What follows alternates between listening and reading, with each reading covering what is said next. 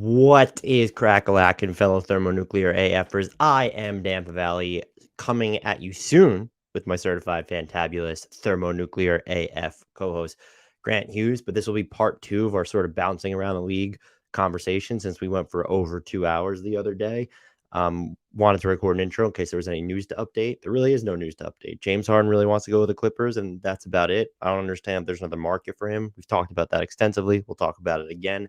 Grant is headed on a mini vacation, a much-deserved mini vacation, so I'll probably have 2 guests or a solo pod with a guest next week for you. But before we get started on this one, please remember to subscribe to us wherever you're consuming us. We're very close to 3,000 subscribers on YouTube, so head over to YouTube, hit subscribe, turn on notifications, like every video, comment on every video, help the algorithm love us back.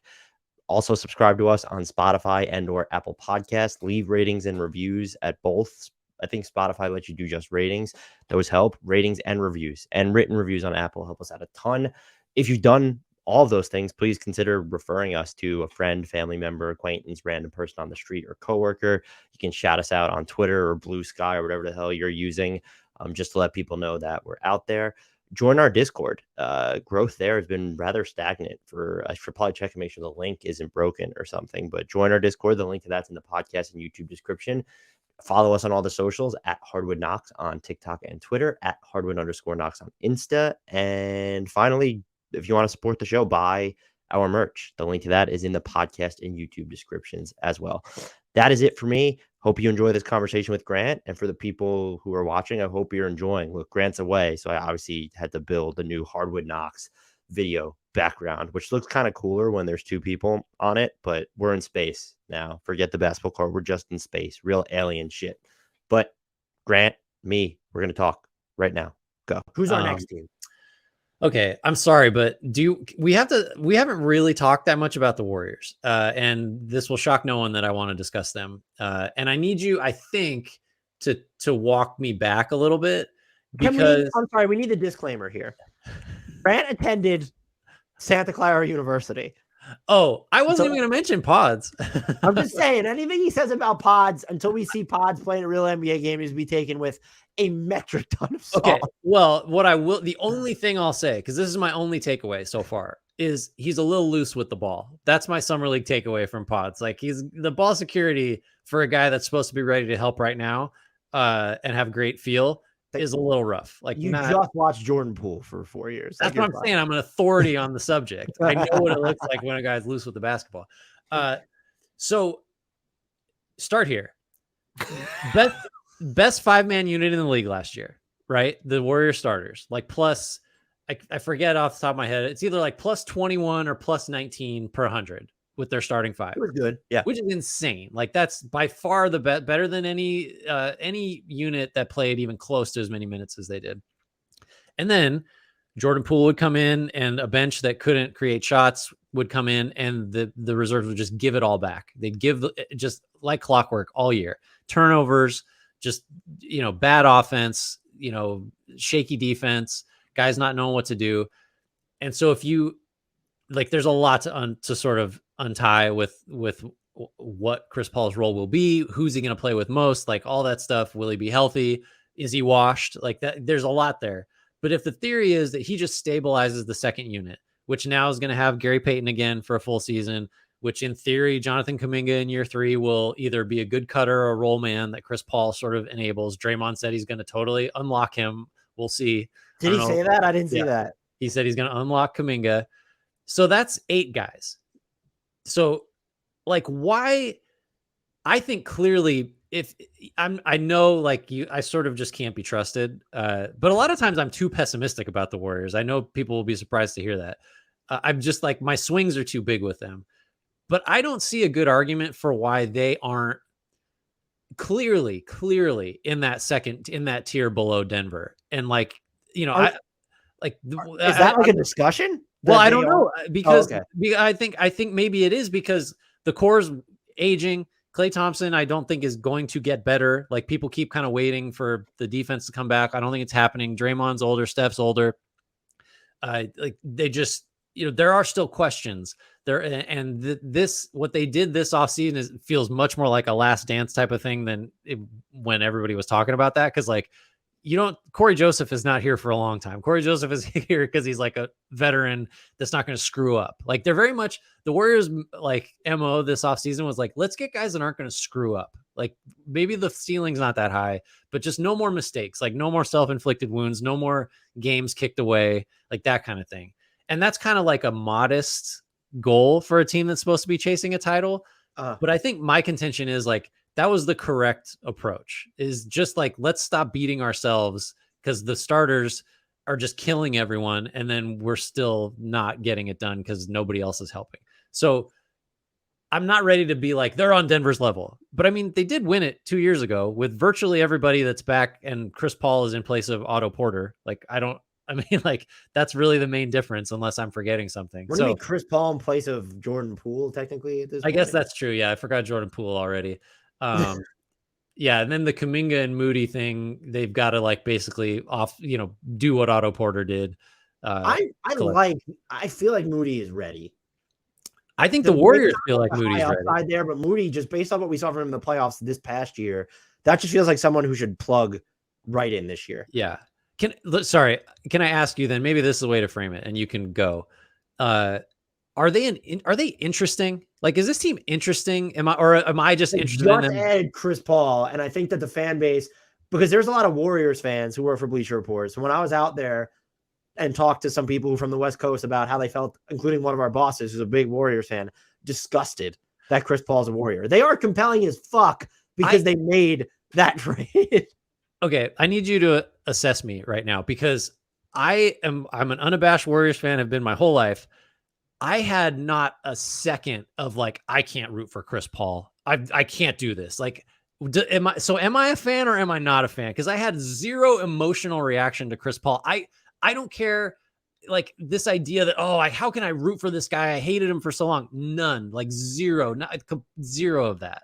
No, I don't think there's anything wrong. Also, Steph said it's okay. So I'm just, whatever Steph says, like, I'm with it, but I'm not a Warriors fan. Sir. It is. I will say that's what makes them compelling because he just runs so divergent to how they like to play. Yeah. And I do think Chris Paul can be more adaptable than people give him credit for, but like, you can't get Chris Paul, then ask him to run the second unit and not be prepared to run a bunch of traditional pick and roll. And I think it's going to be a real question of, they will play Draymond at the 5 and then Wiggins and Clay and Chris Paul and Steph Curry. How often do you actually do that?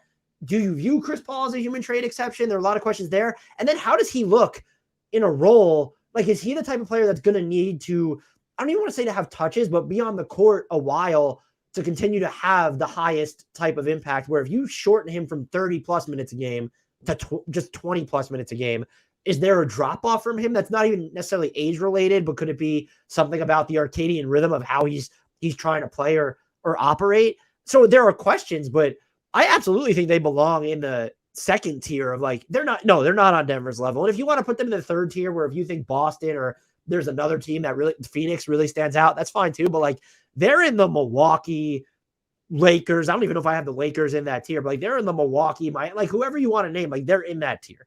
They're in the tier of, if this team won the championship, you would not like have any questions. Like you wouldn't be like, how did that? You would say, okay, I guess the Chris Paul thing worked. Like that would be your reaction, basically. Yeah, right, for sure. Anything else on them, or do we want to thank you for not giving me a hard time about being emotionally dead inside about the Chris Paul acquisition? I don't really know where I want to go. There's so many places that I want to go next. Let's go with, make sure that I don't have team that's on your, I don't want to just stick with big markets, but I'm going to start with this. Okay. Who had the most overrated offseason among all NBA teams? You're not going to give me options? I just got to pick? Yeah. Well, this is an impossible question because I don't know what the consensus rating is for anybody. Okay, I think I know where you're going, and I want to talk about this team too. And I'll just hijack this, I guess. Are you going to say the Lakers? Yes. Okay. What? So tell me why, because I guessed it. So I guess I must share some of your opinion on it. So you go ahead. Why is this an overrated offseason? I think it's a good offseason, yeah. But how much better is going from like Dennis Schroeder, Malik Beasley, and who else do they have on last year's roster? Like it's just you went from Dennis Schroeder, Malik Beasley to okay, now we have Gabe Vincent and Cam Reddish and Jackson Hayes, and like we don't have Mo Bamba or Troy Brown Jr. And we still have D'Angelo Russell and Rui Hachimura. I need someone to make the case of what's their pathway to being exponentially better than the conference finals version of themselves. And I struggle to find the answer other than you need to think that Gabe Vincent is a monster offensive upgrade over Dennis Schroeder, which, okay, fine. Or Austin Reeves just explodes. And that's not, I guess, unfair. Also, by the way, no one poison pilling him. What the fuck? I know the Spurs were thinking about it per Zach Lowe. Houston should have just done it. Yeah. Oklahoma City, you didn't fucking use your cap space anyway. Like you could have waited on the Oladipo deal or something. Like I know you needed to do the Davis Bertans deal when you did. Whatever. Someone should just make the Lakers pay more than what might be one of the best contracts in the NBA in like 2 years' time. So I like their offseason. I want to make this clear. It just feels like how much better are the Lakers compared to last year? So my thought on it, I think I agree with you. So basically, like, and I spout this stat out whenever we talk about the Lakers. After they remade the roster and Austin Reeves got a bigger role, not because of that, but that's just something that happened concurrently. They were the second best team in the league by record and maybe even by net rating down the stretch of the season, starting early February to the rest of the year. So it's like, well, how much better do they actually have to get, right? So like running it back is not, they're not a play-in team based on the roster that they had. So like if they just brought that group back and, maybe maybe they won't be the second best team again. Maybe they'll be the fifth or sixth or something like that. But to your point, that same group, didn't make it to the conference finals. So, or no, wait, they did, right? I can't even remember now. They beat Jesus Christ. The playoffs happened so long ago. They beat the Warriors. So they were in the conference finals, right? And then Denver just was too good. So I don't see an explanation for why, if you played that series again this season, they're just, they're clearly better positioned to beat Denver or even Golden State for that matter, if they were to meet again. So yeah, I take your point. Like they didn't make this leap. I think when people are saying they had a good offseason, which we both agree they did, it's just like they didn't, all the contracts they signed, D'Lo, really good deal for a player that neither of us are really super high on. The Vincent deal is fine. We both agree Rui got a little too much, 3 for 51. And then Reeves, they just sort of made good decisions. The guys they lost are not going to cripple them by any stretch. So it's sort of like they did about as well as they could have, but it might just not be good enough. Is that sort of what we're ultimately saying? It's just, I don't have a problem. I just think that we need to stop painting Rob Pelinka as playing chess instead of checkers or something. I think this offseason is viewed so highly. Again, they're going to be a very good team. Right. I think it's viewed so highly because the expectations for what they were going to do is so low. Whereas, are they going to chase the cap space route? But, I'm not of the mind of, like the D'Angelo Russell contract, like almost perfectly matches up with an OG Anunoby trade. Like, look at the salaries there. And it's look at what D'Angelo Russell did for you in the playoffs. Jack shit. And it's the numbers fine. You're paying him basically over 2 years what you paid him last season, just a little bit more combined. It's a movable contract, but do we trust him to be a lot better, especially when you're going to be prioritizing Austin Reeves and Gabe Vincent? I'm assuming as well. And the other thing is, I don't want to, if any other team, almost any other team, there's some other teams that could have, but if any other team signed Jackson Hayes or Cam Reddish, we would not be talking about them like, oh man, look at these Flyers. But Taurean Prince, that might be like my favorite move aside from the Austin Reeves deal of theirs for the offseason, but like they still don't have, there's a deficit of two-way wing play here. It's like kind of when the Knicks needed caps lock shooting and size on the wings, and everyone's like trumpeting the Dante DiVincenzo signing, who I think is a league average shooter for his career. He did very well last year and like doesn't have any size. Like he's a good defender. Cannot create his own threes. Like will not make a three off the dribble ever. And so it's again, good player, but let's not turn this into addressing needs. I think this was more than anything, probably closer to lateral than an outright improvement. The improvement will come because of one, Austin Reeves, maybe, or two, hey, we have this group together for the entire season and not just after the trade deadline. Yeah, I think that's the right way to look at it. Who's their closing five? It's obviously LeBron, AD. It's kind of a fun exercise. Reeves, Vincent, I and think Vincent. is Rui the closing small No, Torian forward? Prince, right? I don't know. That's what I'm asking. I think I would go your 4 and Torian Prince. There might be some toggling done between. I think there's going to be. I think Reeves, AD, and LeBron are the only ones penciled in stone. That made absolutely no sense. They're penciled in stone. I just rolled right past that too. I said, yeah, totally right, Dan. Penciled in stone. They're the only ones set in stone. And I think we'll see a lot of sort of mixing with, okay, Rui and Gabe Vincent. D'Angelo Russell, I'm assuming, is going to because like at some point you're going to need more on-ball creation. And like Rui's not doing that. Maybe you trust D'Angelo Russell a little bit more there than Gabe Vincent. But I would go Gabe Vincent and Torian Prince. Like, because who is this team's go-to wing defender right now? We know point of attack is going to be Gabe Vincent. It's Vanderbilt, right? Isn't it Jared Vanderbilt? About him. Well, but you can't. I mean, that's we've learned him with LeBron and AD. Like that doesn't really. If you go that, you need to. I guess you can't play Vincent because you need spacing, and it's like, is that Russell or just Torian Prince anyway?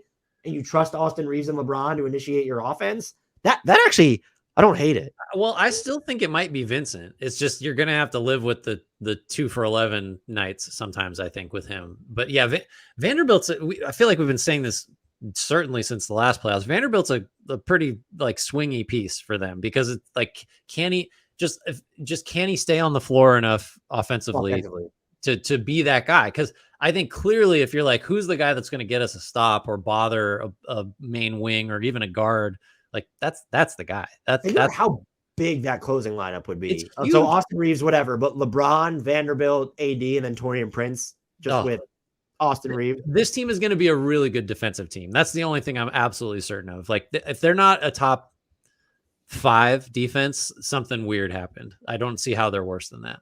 Next team on your list. Well, it was going to be the Lakers. This is again like an improved enough question. I had this team with the Lakers, and it's Dallas.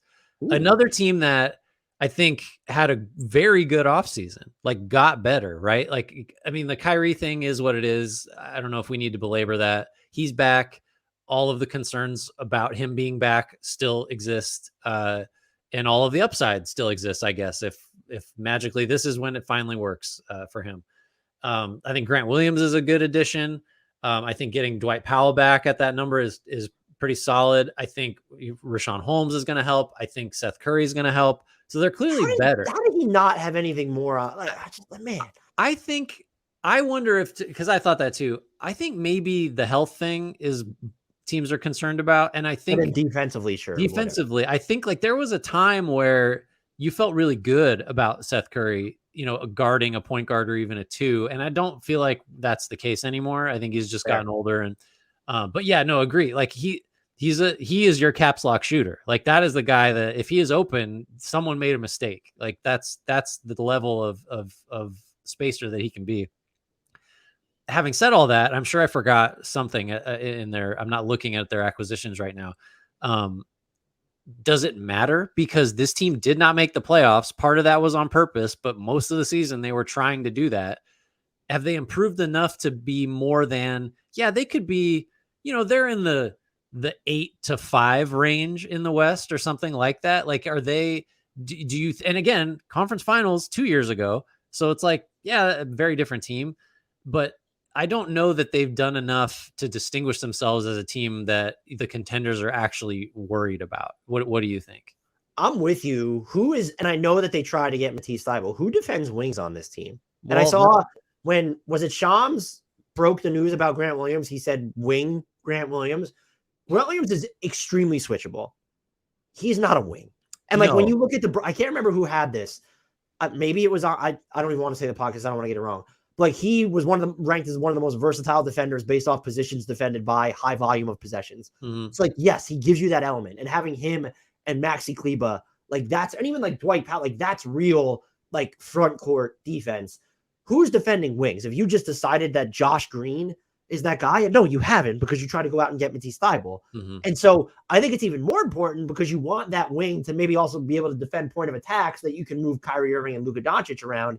That's a really big question mark for this team, especially because you trade away Reggie Bullock, who I think is more of like the straight to DVD version of that like player that you would want. And I don't mean that as an insult. Do our listeners know what DVDs were? I'm sure we skew older on do we appeal to anyone who's super young? Is anyone in college or younger listening to Hardwood Knocks? Because we love you very much.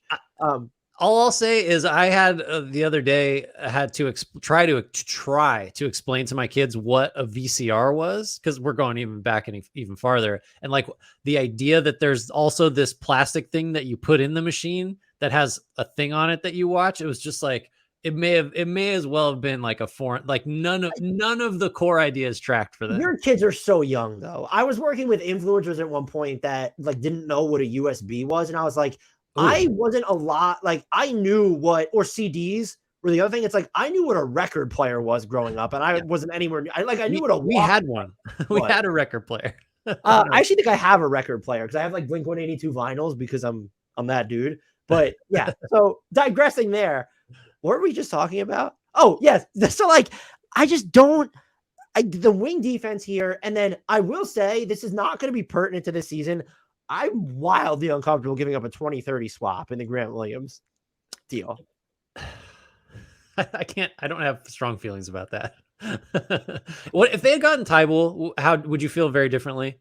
I would feel a lot better because I started seeing people saying that Tybal's like one of the most overrated defenders in the league, and I was like, all right, let's relax. He's not overrated as a defender. I just have questions about can you stay on the floor? And he will not shoot what he did from three in Portland last year. I'm like almost 5 attempts per game. He was shooting like 80%. But like you don't need him to dribble or make decisions in this offense if he was there. So yeah, I feel a lot better. I don't know if that player is still like, do they take a flyer on Kelly Oubre Jr., who I feel like people call him 3 and D, and he's kind of like not really 3 and very little D. Like, so like that's not what they need. And then there's Ayo Dosunmu, but I don't think they would play him enough, even if he falls into their price range, just because of all the guards they already have. And they could sign Javonte Green. That would really ingratiate me to them. Yeah. But I think or they could bring back someone else that would even really ingratiate you to them. Frank Ntilikina is sitting right there, and you went with dime store version of Frank Ntilikina and Dante Exum, who I'll believe he can shoot when I see it. So I think this team, I thought they had a very good offseason. But like even some of the moves, it's like, okay, well, is Derek Lively even going to factor in? Like, how much does that actually matter right now? 2 or 3 years down the line, that might matter. So I think they need to still be pretty aggressive on the trade market to get a wing defender in there. I don't know who it is. Do they have enough to get into OG Anunoby sweepstakes? They could trade 2 first-round picks if they really want, like Derek Lively and another first-round pick. I don't know if that does anything for Toronto with Jakob Poeltl there. But they need wing defense. Like even like could they get Royce O'Neal from Brooklyn? Would go a long way.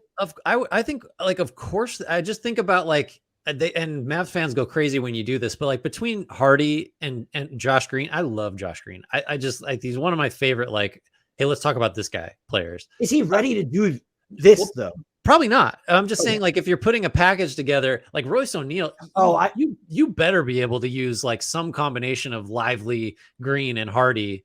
Oh no, I think you could. I'm saying like go get that guy. They're equipped to do it. I think is the point I'm making. Like they really can, and probably they should. Because if you're investing in Kyrie Irving for 3 years on a big deal and you're really hoping that Luka enjoys some success so he doesn't become the next guy to ask for a trade, like you're going to have to trade one of these like 20-somethings for an underwhelming wing, like the Torrey Craigs and Royce O'Neals and whatever, all the guys we always talk about. You might just need to go get one of those guys, and it's going to cost you a player you really like.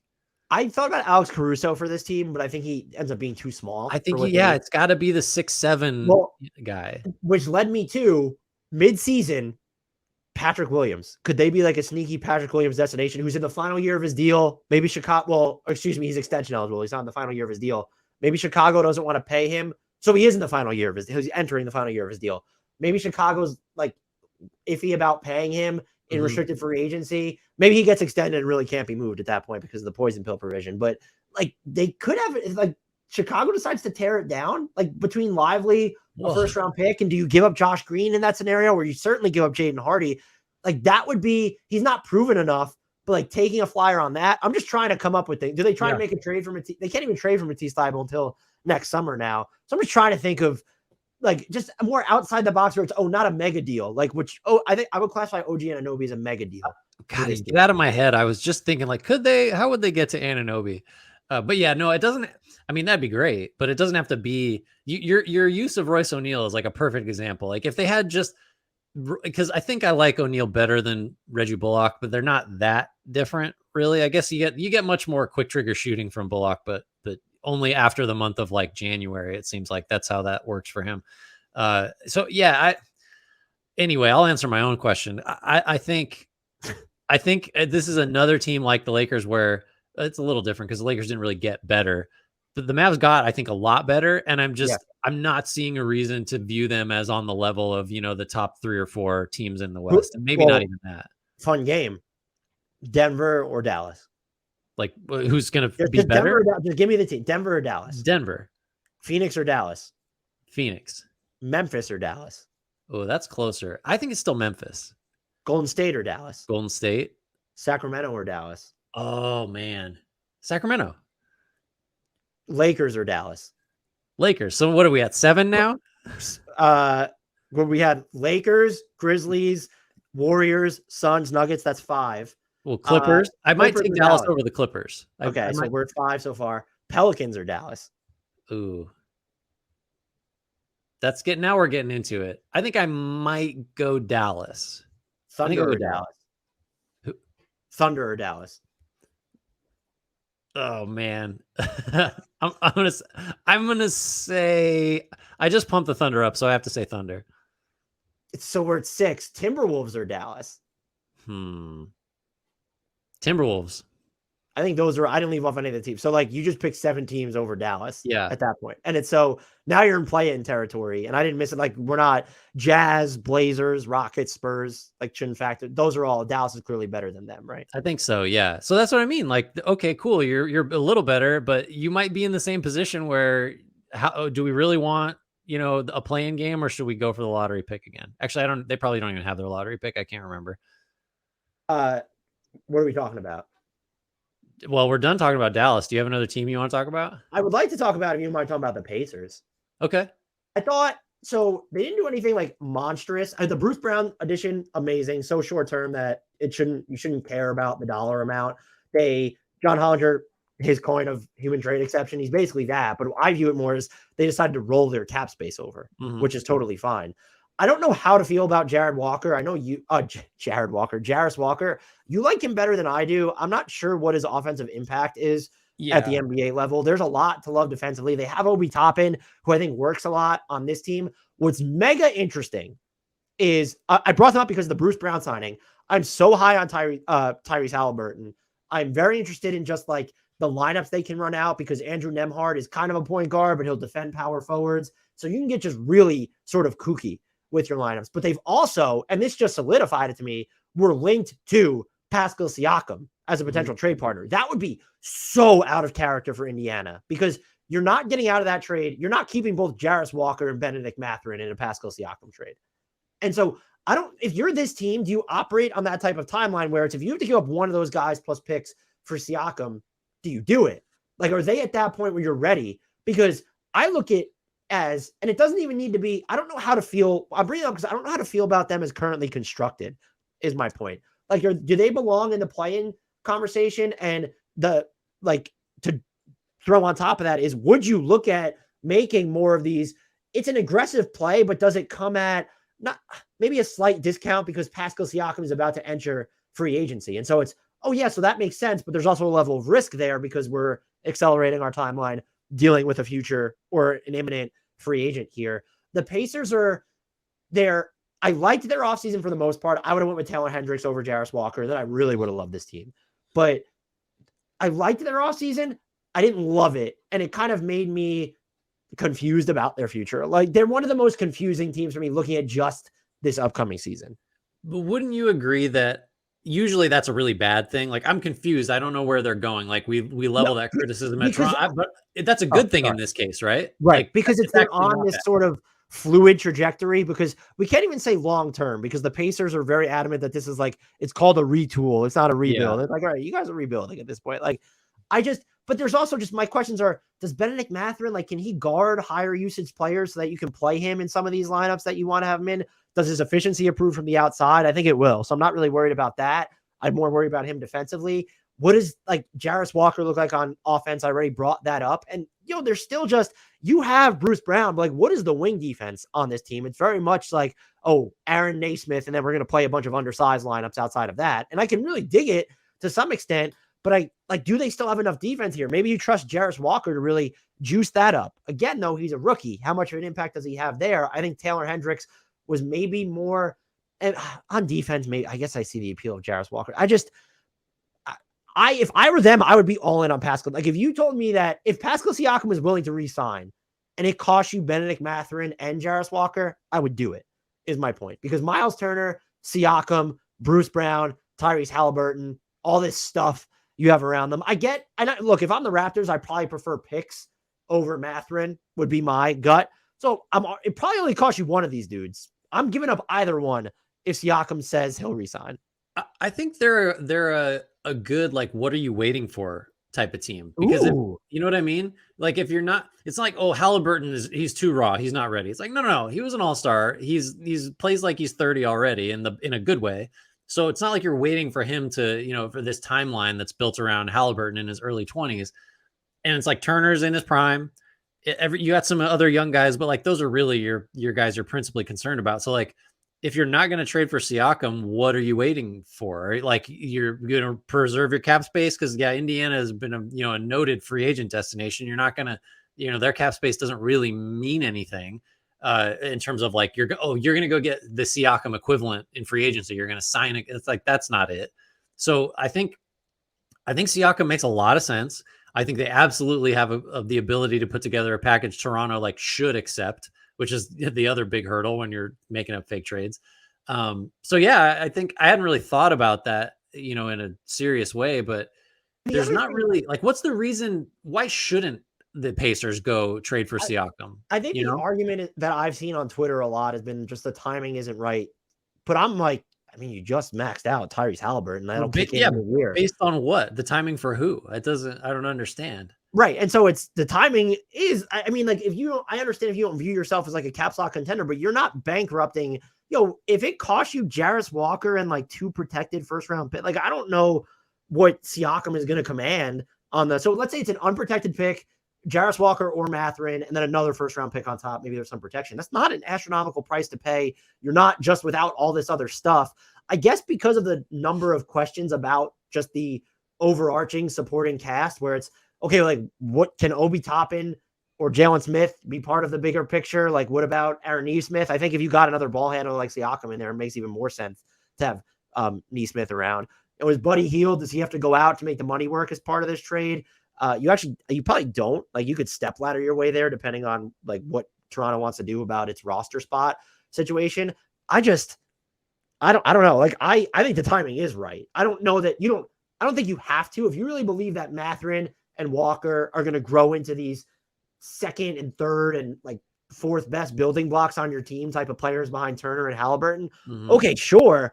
I feel a lot less comfortable about that than I did when you traded for Tyrese Halliburton. Even when Tyrese Halliburton was on the Kings, like you knew he was that dude. Mm-hmm. We don't know that about, not this dude. I want to make that clear. He's exceeded expectations in Indiana, but I think the timing is right. It's not a have to thing. It's you should absolutely be considering this thing. Well, and I would argue, they'll also be linked to OG Anunoby if he's available.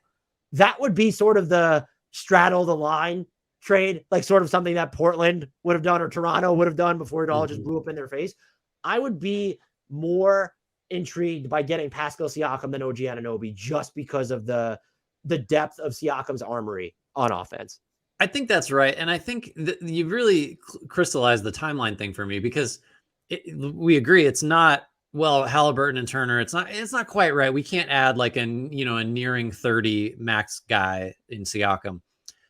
I think it makes way less sense to think like, we got to really wait on Mathurin or Nembhard or, Jalen Smith or Jarris Walker. Like, no. Those guys are like, if they pan out to be starting caliber players on a contender, like great, but the odds are real low that any of them will be. And so that's like, you're not going to gear your whole roster building, approach around a bunch of guys that like might be rotation players on a winning team or might not. Like that's not how it works. I think you can comfortably say that you could say someone like Nemhard, I think, can be contributing to a very good team, but For sure. Does You don't wait and make decisions around. No. And they have a deficit of players like that, which is not a bad thing because you already have the it guy. So you don't need as many of those. Let's wait and marinate and see when his co-star rises up. If they had, they're not Oklahoma City. You know what? Frankly, they're not even New Orleans, where it's like looking at Trey Murphy and looking at Dyson Daniels. Like those two players to me, if you're looking at future equity, who are you more intrigued by? Benedict Mathurin and Jarris Walker or Dyson Daniels and Trey Murphy? Right. Yeah. It's probably the latter. I like Murphy and Daniels better. I think it's the latter pretty comfortably, unless you think that Jarris Walker's like the next Pascal Siakam or something. We just don't know enough yet about him. Yeah, that was why I wanted to. You would be in on. I guess I hate framing as accelerating the timeline because I don't think it's actually that. I think it's just capitalizing on an opportunity that jibes with, hey, Tyrese Halliburton's like really, really fucking great. Yeah, and like I think just from a personnel perspective and a roster building perspective, it's difficult to think of a team, and we're probably elevating Turner a little too high to talk about him on the level of Halliburton. But like as bookends, those two guys might be like the easiest two players to build whatever kind of team you want around, because Halliburton, we've now learned, absolutely should be on the ball like all the time. But if he's not, he's like a just lights out shooter that's going to kill you from the second side if you're rotating towards him. And then Turner gives you the spacing, gives you the shot blocking. You can that's why I kind of like the Walker fit to circle all the way back, is like, this dude is just going to guard everything that moves and be physical and switch all over. Like that works with Turner, but you don't even need that. You could have a true banger. Like those two guys, Halliburton and Turner, are so like the whole team is plug and play. Just like throw three other guys out there and it should work, with some exceptions. And that was Caitlin Cooper had written about this on her Patreon. Everyone should go subscribe to that. Like Jarris Walker gives them an element of defensive pressure that they haven't really had. And they've already kind of busted it out in summer league. And so like we can get into the discussion. You have to give up one of those players, Mathurin or Walker, in a Pascal Siakam trade. In theory, I think you would pick Walker just because, you have Siakam and Turner, and I'm assuming you keep Turner. But like there's a chance that Walker ends up being just the more scalable pro and easier to like contribute to winning. And so would you look at moving Mathurin? And then it's kind of, all right, could you try and play those three dudes together, Walker, Siakam, and Turner? Or is this just, well, the Turner rumors never die down anyway? And so if they move on from him, you go Siakam and Walker in the front court. I would be all in. And if Toronto's asking price is obscene, but like even if it was just, they don't even want picks or it's something ridiculously protected, plus these two young guys for Siakam, and Siakam is staying. That's the pretext of all this. You have to consider it. You know what we've just done in this conversation is set up a dynamic that we're going to return to like 1,000 times between now and the trade deadline, where we're just like, Indiana's got to get in there, got to do something. There's no time to wait. They have all these assets. I can already feel it. This is going to be a team we talk about constantly and are just begging them to do something, unless they go get Siakam and then we can shut up. But you framed it for me now where I know we're never going to get over wanting the Pacers to make like a splashy move, because it just they just should. That's it. They have to do this. Did you have another team that you want? I don't have another team, but I can make one up real quick. Okay. Cleveland. They just jumped out. Cleveland. They actually, so contrary to what you just said, you didn't make them up. They are real basketball. They exist. Yeah. They did not exist in my brain for purposes of answering this question until when I looked at them. So I'm still only sort of wrong. Good offseason. I think we agree. Didn't do a ton, but getting Strus, we liked, and that sort of addresses the need. I'm falling into a theme here, but like it's easy to forget because of the way they went out in the first round. And like it was a bad look for Evan Mobley, who I think if you're a believer in the Cavs, he's still sort of the central figure. If you think they're getting to that next level, it'll be because Mobley becomes Kevin Garnett or what, like that kind of talk, which I have been guilty of for sure. He looked bad in ways that are like, oh, I don't know if that's, just couldn't handle the physicality, couldn't make decisions as a role guy. Part of that was because they had no spacing and it was easy for the Knicks to collapse on them, but like some flaws for sure, which if you're in your second year, you're going to have flaws. And maybe this whole thing is unreasonable, But I wonder if, by virtue of Cleveland addressing the need we all agreed up and down, side, left and right all year, they needed to address. They have a 3-and-D guy that can play on the wing in Strus now. Are we sure that does that unlock everything? And are they now, do they deserve to be discussed as like we'll just say like the Milwaukee, Boston, whatever level, because phenomenal regular season, have been a really good defense and should continue to get better. Like, or have they leveled up, or are we still just kind of, because of the way that the postseason ended for them, now do we have like more questions than just, oh, they needed a small forward and that was all? You know what I mean? Like, I think they had a good offseason, but I wonder if it's consequential enough. I think it is, and if it's not, the reason the reason it won't be is because we're going to be having a discussion about, can these two small guards work, or what I actually think is more likely, is it time to move on from the Mobley Allen dynamic? Yeah. And I'm not saying it can't work. I think it still can, but offensively, like if this wasn't enough specifically offensively, then that's when you're going to have to start looking at that dynamic. And it's, maybe it's an indictment on, is Evan Mobley still not coming along quickly enough? I think his trajectory is still just out of this world.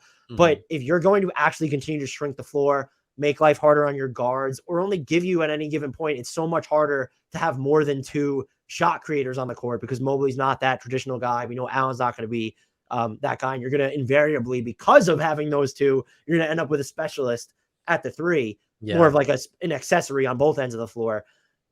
Like, yes, you have to look at breaking that up. And can you go out and get either someone who is more of a caps lock 4, but then that nudges Mobley to the 5. And what does your rebounding look like there when your rebounding struggles enough during the Allen and Mobley minutes sometimes? Or can you get someone who's more of a floor spacing 5 in the Allen spot, who can also help your rebounding and like take off some of the center responsibilities defensively for Mobley, who right now is just, I don't have a problem if he's the answer to this question, where we talk about, who's going to defend wings and like some of these like certain perimeters, like it might just be Evan Mobley, and that's fine because you have Jared Allen there. That dynamic then changes if you move Jared Allen, which you have to think about on the defensive end as well. What's the last, and what's the last small guard combo to really have a ton of success? Like, you think of the Lillard McCollum group. We're talking now about Garland and Mitchell. I'm struggling to think of, like, I guess like Isaiah Thomas and Joe Dumars. Like, is that, how do we need to not, we can't have to go back Francis and Stephon Marbury and on the Knicks. Yeah, right. How could I forget? It's just like, it shouldn't be the case that like that's a disqualifier, but it is kind of weird to think. Somebody chime in or something, like tell us, comment somewhere or tweet at me. We're not live at the moment, but Grant is speaking to all the people. I just like, I can't get over, like, I must be overlooking some small guard combo. You just made me think of that. Does Tony Parker and Ginobili count? I guess not. Yeah, I mean, that's pretty close. Ginobili was like 6'5".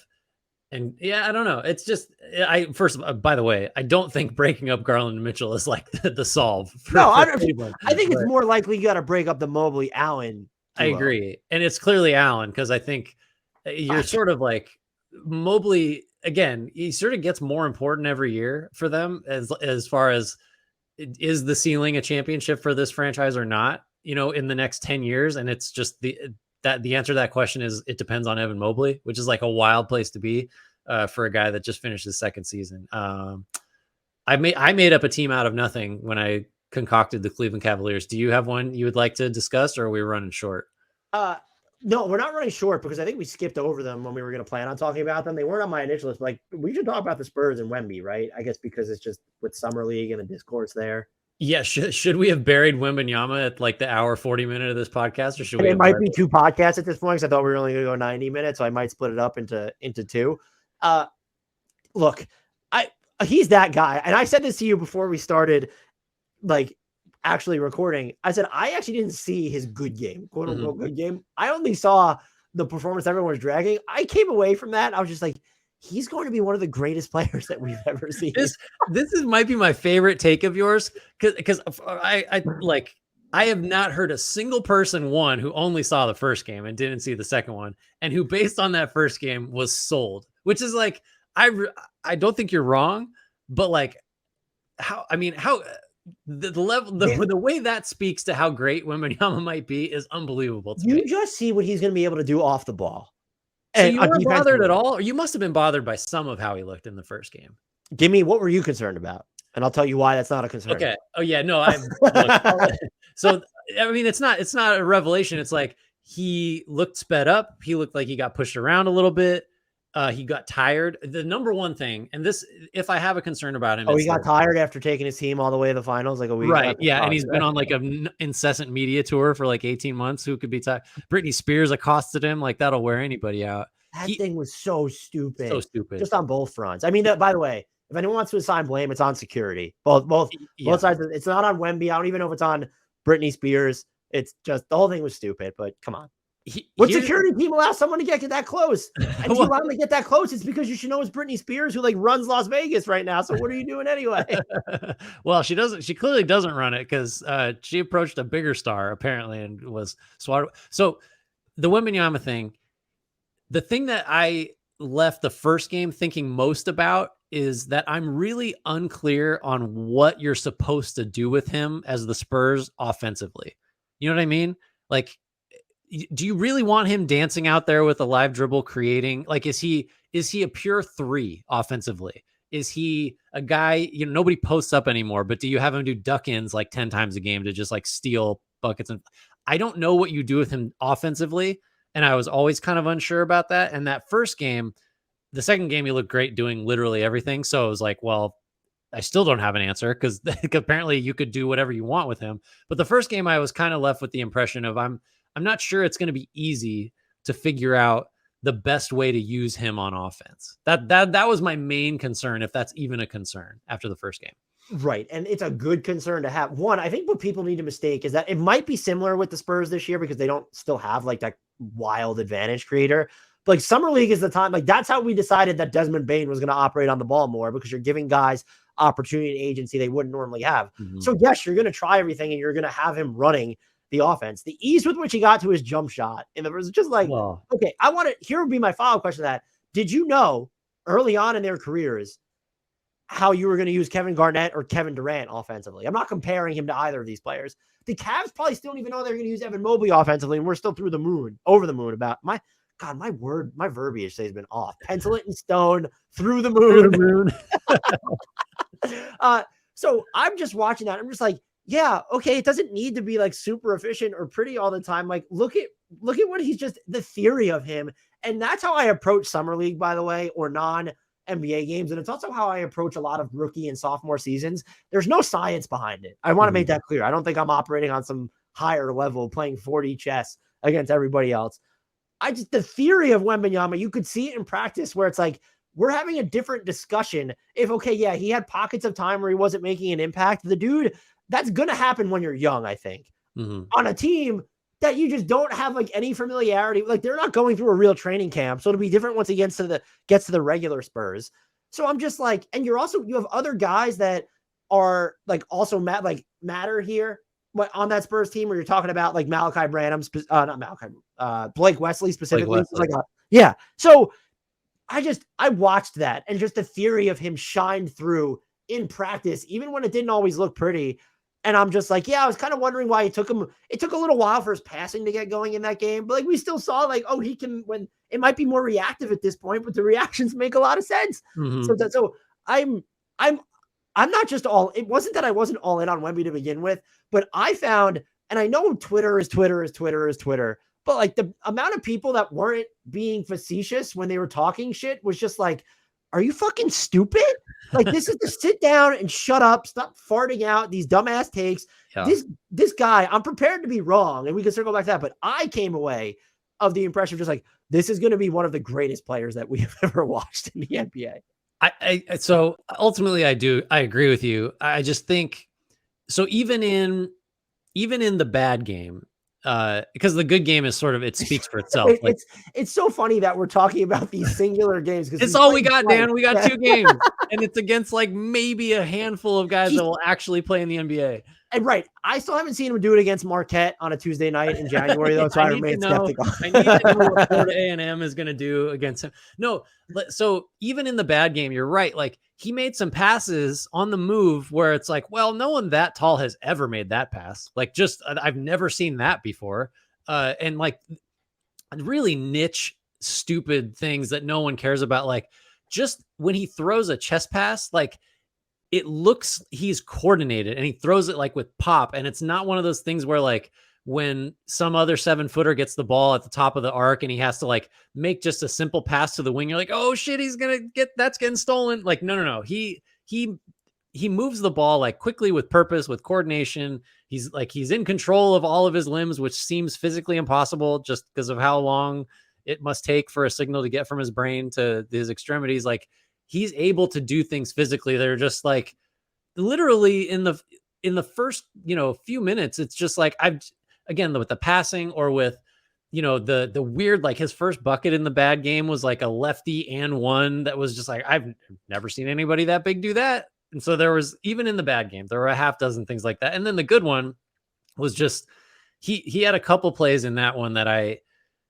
it was just, I've not seen a second of that. Give me just the biggest takeaway. Like one of the plays, like the defining play of the good game. Yeah. So in both games, I'm pretty sure he blocked a 3. Just like the guy was squared up on him and thought he was too far away to bother it. And he just blocked the 3. So that happened in both. But the play in the second game was, I think he beat some guys down the floor and there was a long outlet and he caught it like around the block, but probably outside the key. And there was at least 2 guys around him, obviously smaller.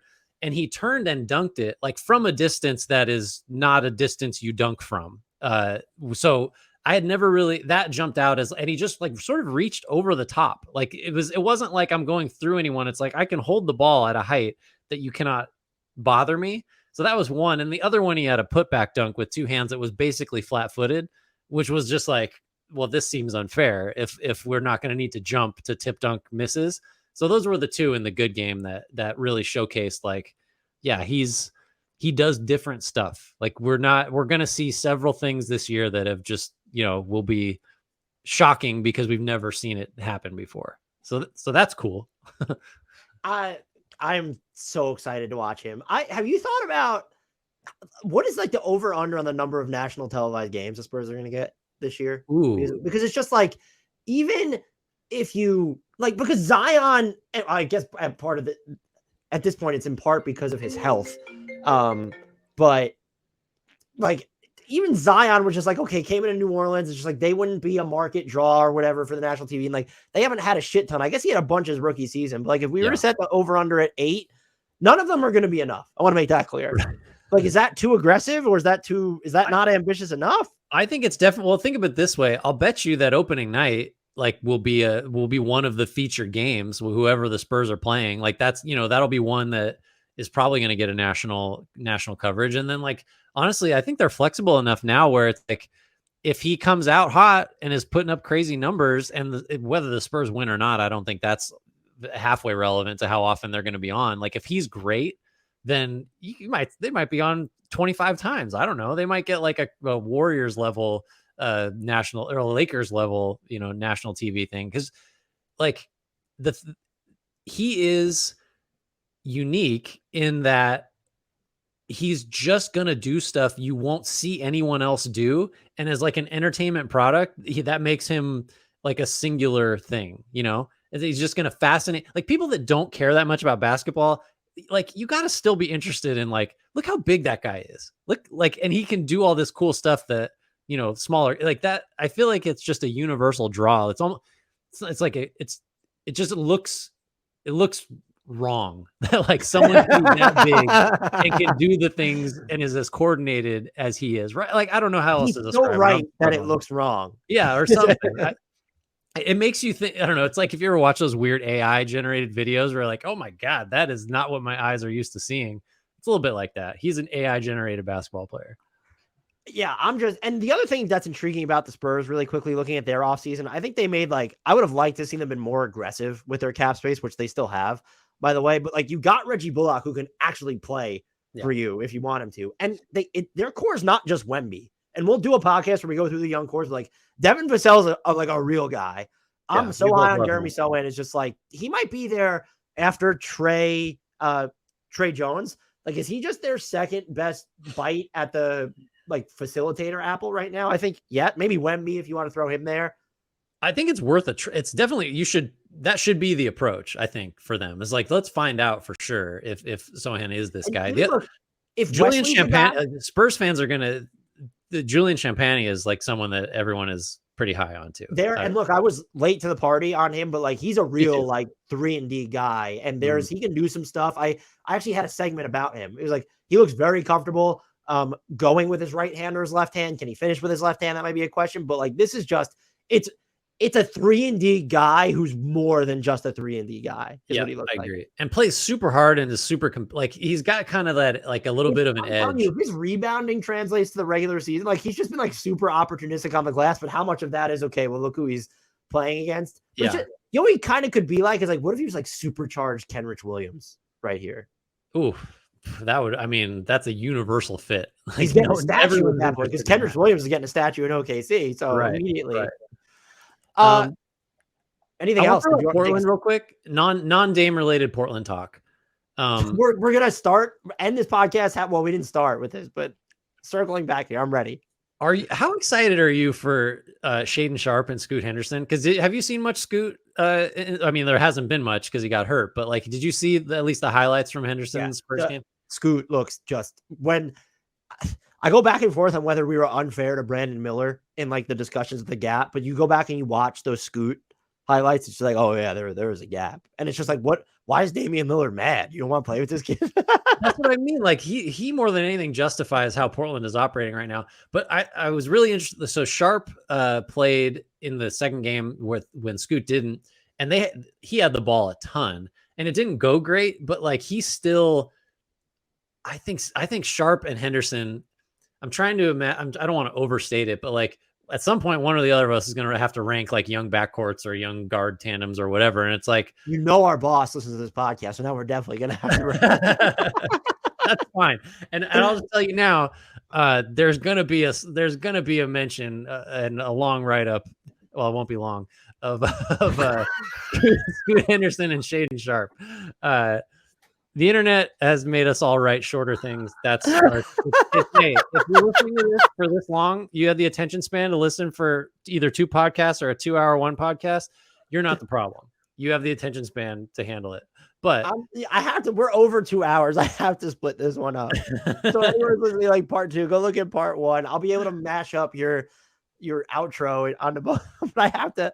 I mean, like, I could publish a 2-hour podcast, but on the off chance that this can actually be monetized, like, I feel like I have to put up 2.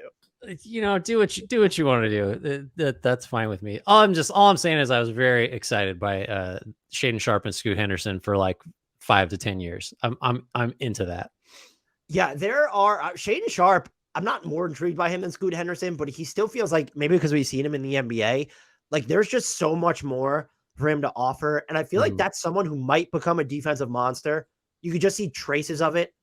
He has, like, the tools are all like, there's no question he's like physically capable. It's like, does he want to be? But the way he moves is like sort of like, I don't know, like a steak knife cutting through butter or margarine even. Like, it's like whatever is, and it's incredible. And I think some of the shots he's comfortable with taking, even when they're not going in, I'm just like, so they have 3 guys on the roster right now. And maybe depending on how you feel about Simons, but I argue Sharpe has the potential to be this guy more than Simons. But like, they have 3 or 4 guys right now on the roster with Damian Lillard. That's like, they can literally hit anything from the perimeter in theory.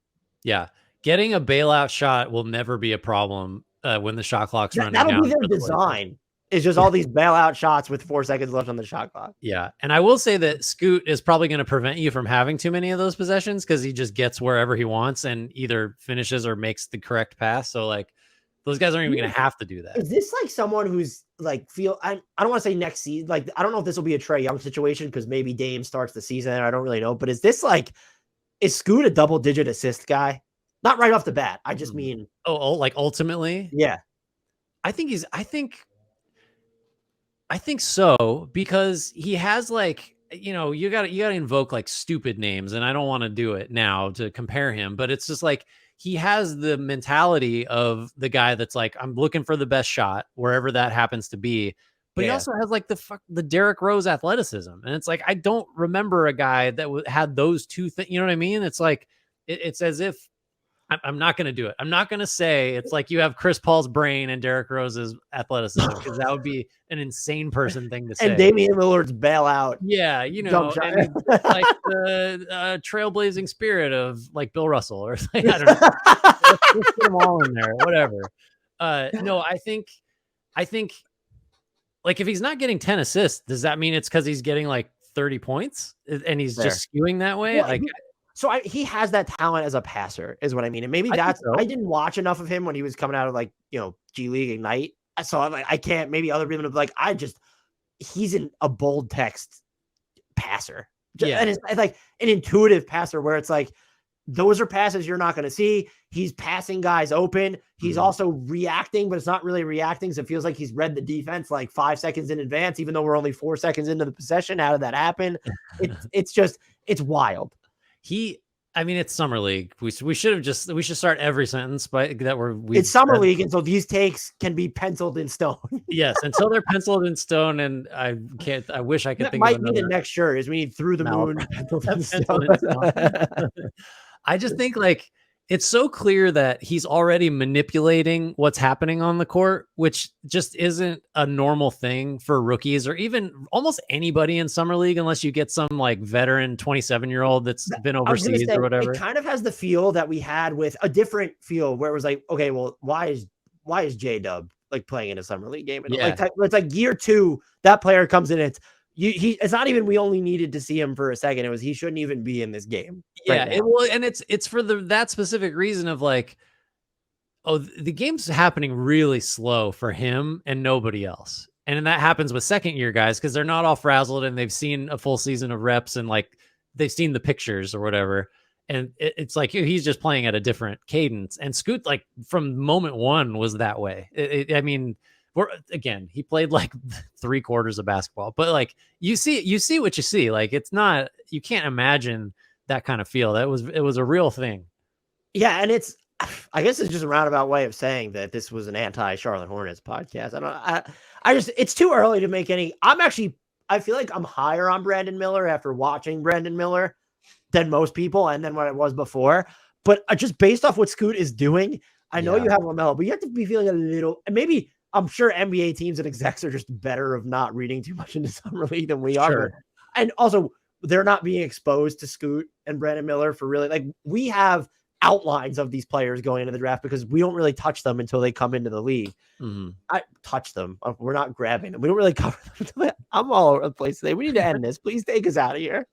All right. You don't want to keep going? I'm just saying you can't, if you're Charlotte, there just has to be a sense of, there has to be a lingering, at least a teensy tiny bit of massively impactful existential dread going on.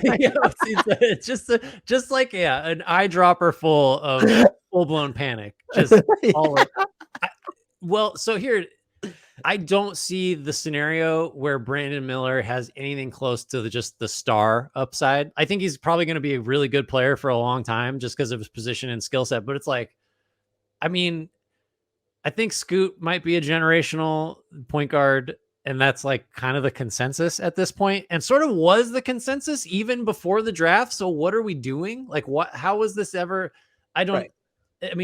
So here's, I'll take us out, I promise. But now you got me thinking about the Hornets. Oh my God. They're going to be, this is it. They're going to be the team whenever we say, don't draft for fit. Don't do it. Don't ever draft for fit. Remember the Charlotte Hornets when they passed on 14-time All-Star Scoot Henderson because they liked Brandon Miller, who averaged 20 a game like twice? That's why. All right. Mercifully, we're going to end this.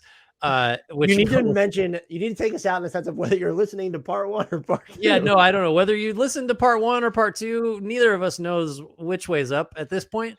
And if we seem really loopy at the end of a short hour-long podcast, it's because this is actually part of a much longer podcast we did. Dan said this at the top, and he always says it, and I always say it. Follow us on all of our socials at HardwoodKnocks on Twitter and TikTok, at Hardwood_Knocks on Instagram. Make sure you subscribe on YouTube, comment there, say good things. Wherever you listen to your podcast, review us. Give us many, many stars on Apple. That is always helpful. Tell your friends. Word of mouth is great. Tell your enemies so they can become smarter, and then maybe you're more likely to be friends with them. I don't know. But yeah, buy our merch. Dan's wearing it. Mine's behind my head. It's my coffee. It's my coffee cup. You probably More can't is hear on me. the way, Grant. Don't you More is worry. on the way. I will be sporting it possibly by the next time we do a podcast. And yeah, thanks everybody. We're going to close this with a shout out to Frank Ntilikina and an apology to Jared Allen.